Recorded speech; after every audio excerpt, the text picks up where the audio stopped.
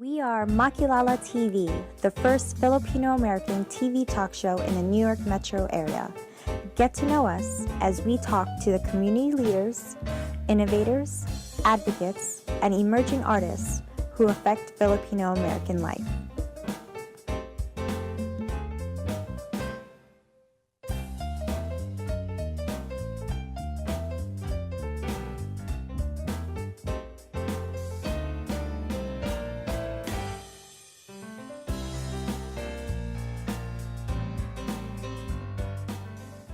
Because I love him.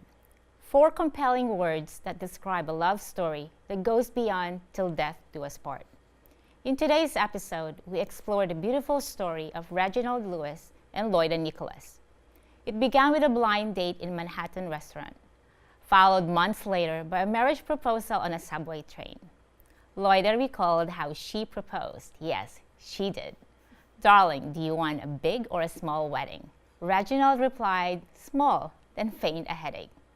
It was a marriage between 2 driven lawyers, a Filipino lawyer who would later become an immigration lawyer in the US, and an African-American lawyer who would later become the first Black American to own a billion-dollar company, Beatrice Foods, in the 1980s. Loida would settle into the role of wife and mother as Reginald dealt with the business. However, Loida would emerge into her own as astute CEO and smart executive after Reginald died of brain tumor in 1993. Today, she is a philanthropist, business leader, political activist, community organizer, not to mention a grandmother of 4. It would not seem fair that Loida, on her own, an accomplished woman, is being viewed in the shadow of her husband and his monumental success. Makilala would like to peel the layers of who Loida Nicolas Lewis really is. I'm Jen Fuhrer. Together with my co-hosts Rachelle, Ocampo, and Cristina Pastor, we welcome you to Makilala TV, where we get to know the innovators and leaders of our community. Joining us today is the chair of Reginald Lewis Foundation, Ms. Loida Nicolas Lewis. Ms. Lewis, welcome back to Makilala TV. Thank you for having me again. It's a pleasure. So this is your second time, and there's still a lot more that we get, that we have to know about you. I was watching a documentary of Mr. Lewis. I think it's called "Making a Billion-Dollar Empire." And in that documentary, he said that know your job and you'll never be in the red line. So having that background and with yours, how does and raising a multiracial family, how did you approach raising your kids as far as that's concerned? Yes, thank you for talking about the documentary. It was shown on WNET and it will be shown again in April 23 and May 3, I think. Yeah. So how do you raise biracial children in the United States? Mr. Lewis and I decided that because they are Americans first of all and Afro-Americans, we raised them as Americans, and later on, because of just the being with family in Baltimore, being members of Jack and Jill, they know that they are African Americans. What is important here in raising your kids is not to be very conscious about externals, skin color, economic status, or anything like that, but giving them basic values of respect, and as you said, do your job, meaning to say, do your best whatever you are in. So those are the values we try to inculcate. Was there a lot of pressure on your kids growing up since they have 2 very accomplished parents, like to follow into their footsteps? I'm not sure whether it's because of our accomplishment, but I think as you raise kids, you give them values that you have to be the best, or you try your best. So in that sense, it's an inner drive that they have, and also seeing us as parents. We work hard. Mr. Lewis went to work, from day one. I went to work when I won the discrimination case at immigration. Oh, wow. So both of us were working when my daughter Cristina was born, in the 80s. What was your what kind of attitude did your children develop, did your two daughters develop regarding money and financial success? Okay. Regarding money, they know that we were comfortable. We had a brownstone in Manhattan. We had a vacation house in East Hampton, but really, I don't think that they feel that they were entitled. So, in terms of their growing up, Cristina was in private school, yes, in Dalton. But Leslie, for all her elementary years, she was in public school. Yeah. Yes, Hunter College Elementary School. Oh. Yeah, and so so as Leslie was growing up, she was with a very diverse group of students. So I think it's very important especially when your children are privileged, that they do their job. Okay, just like what they said. You do your job. You're a student, study. No television Monday to Thursday, and also respect your parents, respect the elders. And unfortunately, I was raised with if you do something wrong, palo. Oh, really? Okay, so my husband, your kids? I spank my kids. Yes. Yeah, and but you don't do it now. Yeah. But that's how I was raised, and same with Mr. Lewis. Unfortunately, Leslie got the belt when she would be very answering me back in a very disrespectful way. Cristina was going to be belted too, but even before it reaches her, Mr. Lewis will just taking off the belt, and she would already cry like she was being kinakapan. So she never got it. That's how I got out of it. Yes, yes. But your yes. kids, Cristina heads a nonprofit for to train young boys about IT, computers. And Leslie is an actress, a theater actress. Not one of them went into business. Well, not one of them became lawyers. That's true. Us were lawyers. That's true I think too. they saw we were working so hard. But, I think for me and my husband, we work hard so that they can choose what they are passionate about. So Cristina, both of them went to Harvard. Both of them are cum laude. Oh, wow. But Cristina decided to be a journalist. So she was with Wall Street Journal for 5 years until it was bought by Murdoch. And so the philosophy changed. So she quit, got married, had a child, wrote a book. But Leslie had always wanted to be an actress, even when she was in the Hunter College, in college. She was she was in plays. Yeah. So she was accepted at Harvard Law School because she applied. She took the LSAT and was going to. And then she said, "I defer. I'm going to learn acting." And then second year she was accepted again, and she said, "No, not this time." And that's when she went for graduate school at Columbia University and at UCLA for acting. And she's an actress. An actor. Now it's called actor. Actor, yes. So I wanted to ask you, it sounds like that your kids really look up to you and Reginald. Who do you look up to?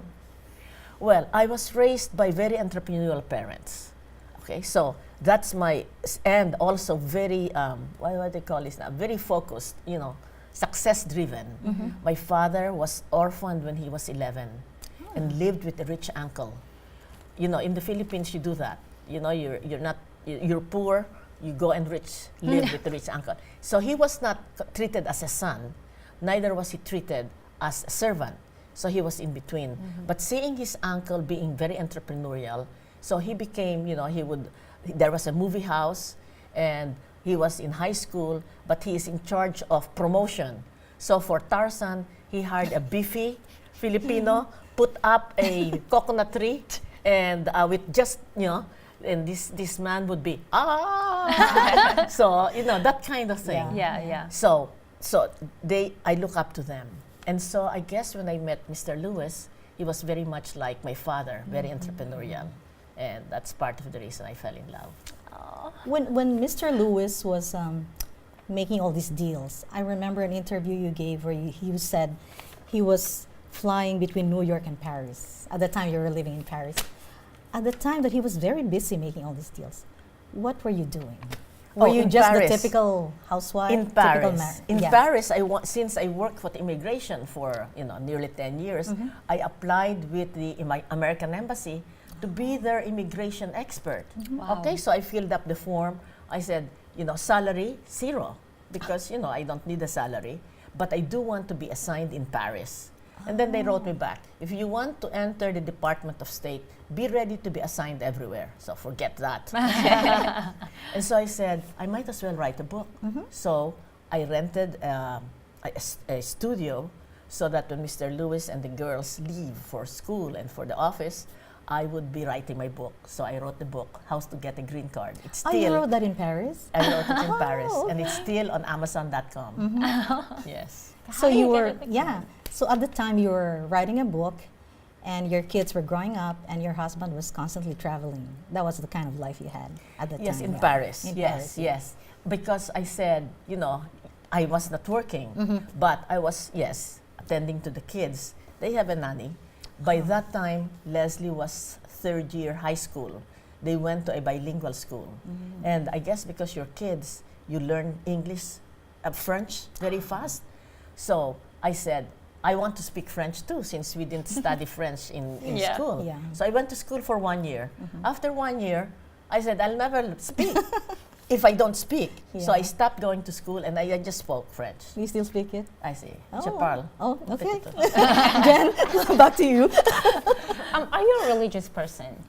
Yes. I won't call myself religious because for me, religious means you just do you do the By the book. you do activities. I would say You have spiritual. faith. Okay. Spiritual, because when Mr. Lewis died on our 25th anniversary, we went on a retreat with my best friend, BFF, Angie Cruz. We were together in college. Yeah. I didn't know that it was a Zen retreat. Zen meaning you face the wall and you count 1 to 10, 1 to 10, 1 to 10 for 5 days. Oh my gosh. Okay. Yes. It was rigorous. But after that, it was like I went through a car wash. A cleansing. And it's like a process. cleansing. It was like seeing, being, in a way, like born again. Yeah. And so from that time on, I do take time for Zen. It's So like 15 meditation. minutes. It's meditation, but it's really just being quiet, okay? Knowing that God is with you and just counting 1 to 10. 1 to 10. As you breathe in, breathe out, 1. It's just being quiet. And it says, be still and know that I am God. Okay, so it's only by being in touch with your divine guidance or God within you that you develop wisdom. And so if you say, I'm spiritual, I would say yes. Was there anything about your in your marriage that where Mr. Lewis sort of initiated you into the business world?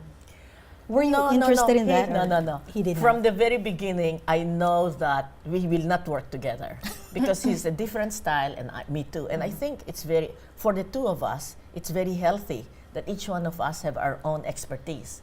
I'm immigration lawyer, he was a business lawyer. Okay, so there was and never in my mind would I even think to be initiated into TLC Beatrice.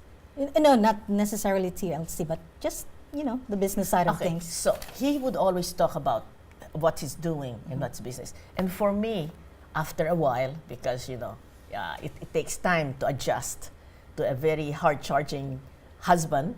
I'm also hard-charging woman.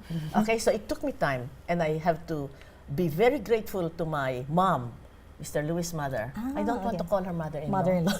Okay, because she helped me. In our first years, I would call her, Mom, oh my God, and complain and said, all right, Loida, go to the bathroom, spit on it, flush it, and then you'll feel better.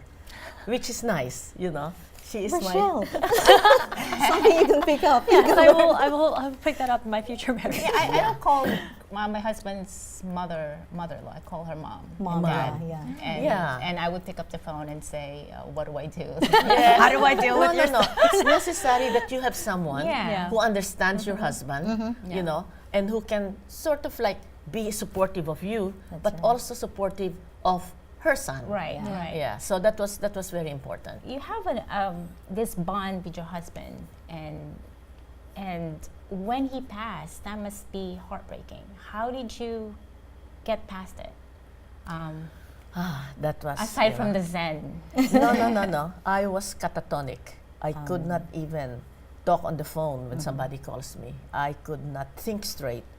And I always say, when we were saying the Our Father, thy will be done, I couldn't say it those first few months because, but it was never a questioning of why me, why did you do this? It was like something that happened, and for now, I cannot say thy will be done. And what saved me was my faith. I know that God will not abandon me, that He will not leave me orphan. So that was my faith. And so in a way, it's like, Lord, you've got to help me. So I say, and at a certain moment, He lifted me up, and I've been walking ever since. What got you? Of course, you mentioned faith, but what else got you out of that funk? No, I think it's family, really the time. community? Oh, my mom came and stayed with me. My Aunt Beverly, Leslie was at Harvard already. So my sister Melly came, yeah. and my brother who was a pastor came. So all of that. But really, at the very core, you have to have faith that whatever happened, God wants good for you. That you may not understand it, but it will all be all right. I always say, everything will be all right in the end. Yeah. If it's not all right, it's not the end. Wow. I read somewhere that when your husband died, Cristina did not cry.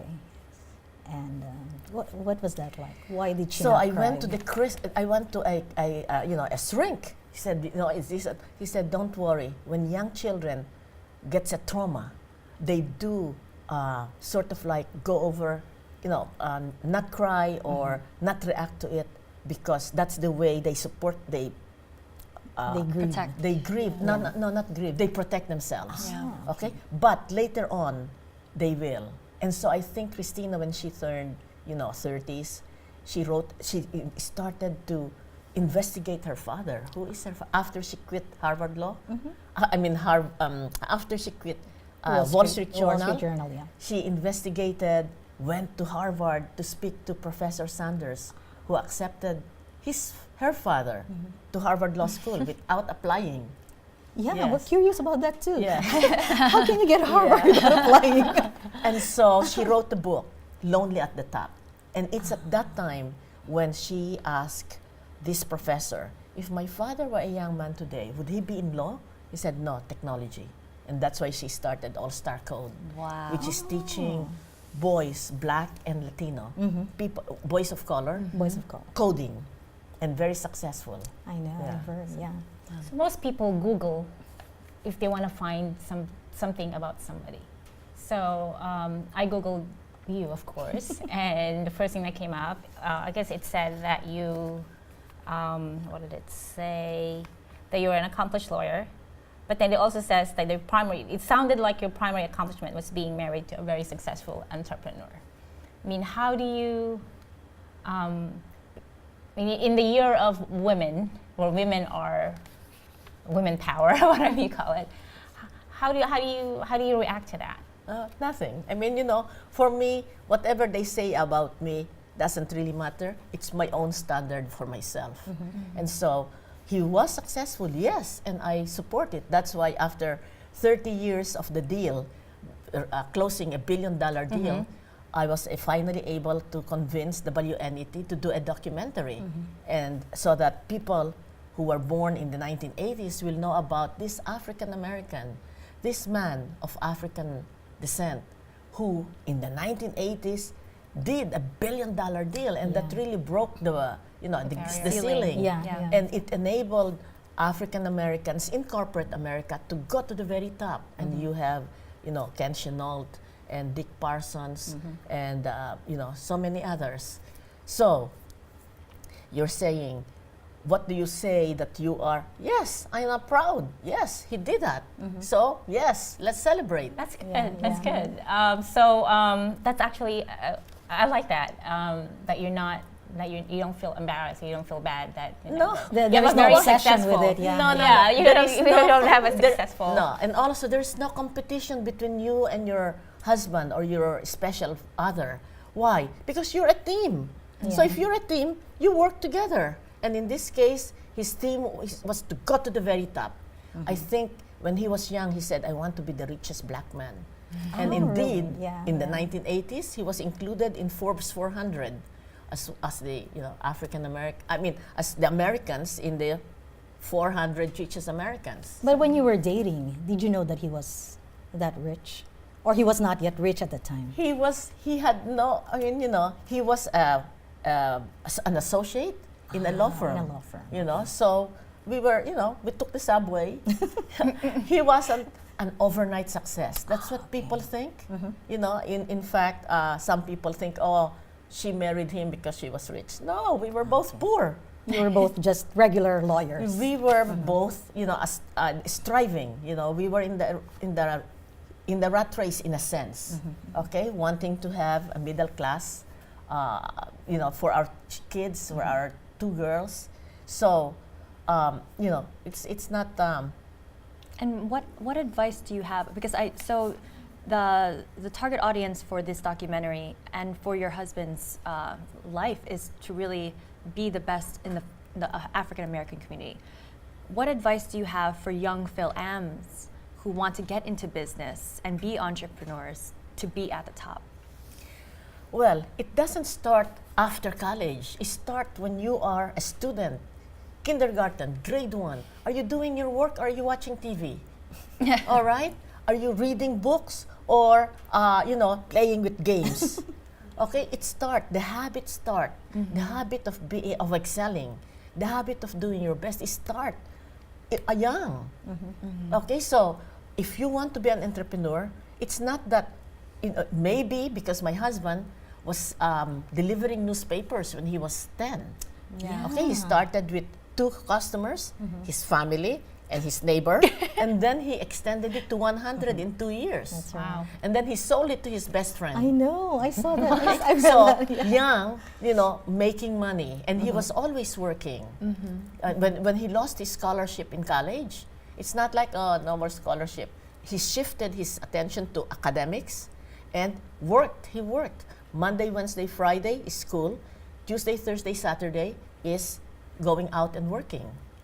So if they want to be an entrepreneur, they must start now doing what they do. And then maybe start selling popcorn, Which or is things true. like that. If you apply to colleges, you have to start from day one because you have to prove that you just don't, like I'm just going to go in and learn in college. Because learning starts when you're a young kid.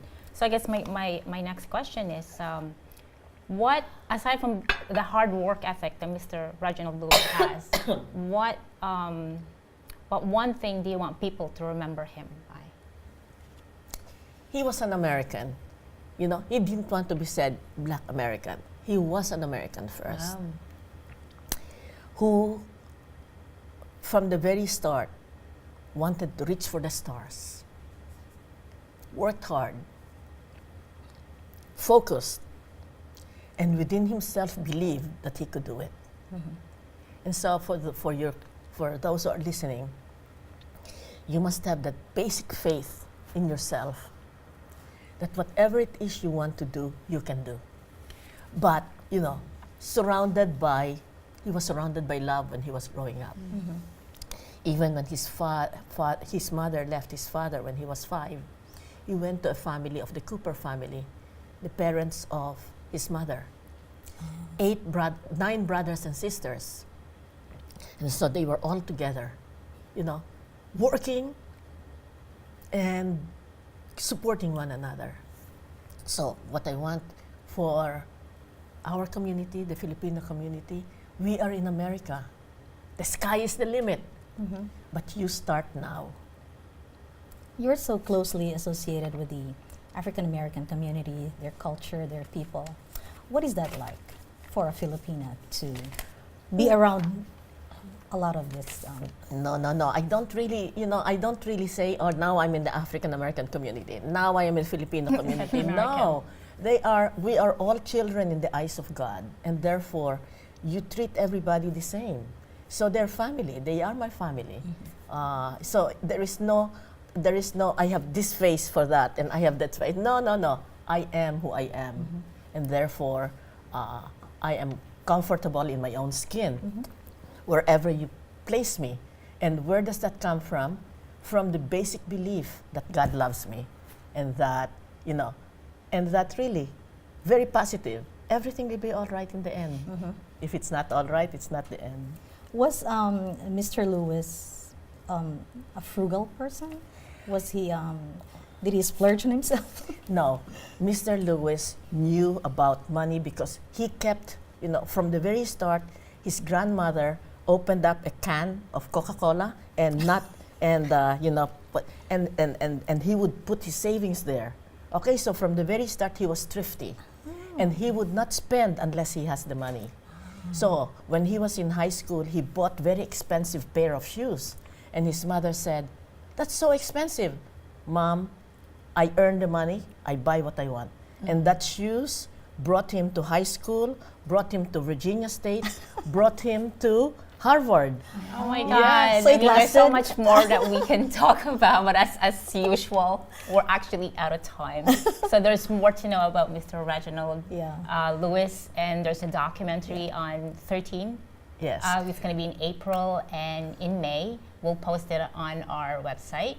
But that's it. That's it for our panel. Very Thank you fascinating. so You have much. a very Thank you. fascinating Thank husband. you. So as we Thank you. conclude today's episode, we say thank you, Ms. Thank Lewis. you. Thank you, Jen. For gracing our show. It's really learning so much. And to our viewers, I'd like to leave you with a few words from one of the beloved Filipino writers, Nick Joaquin.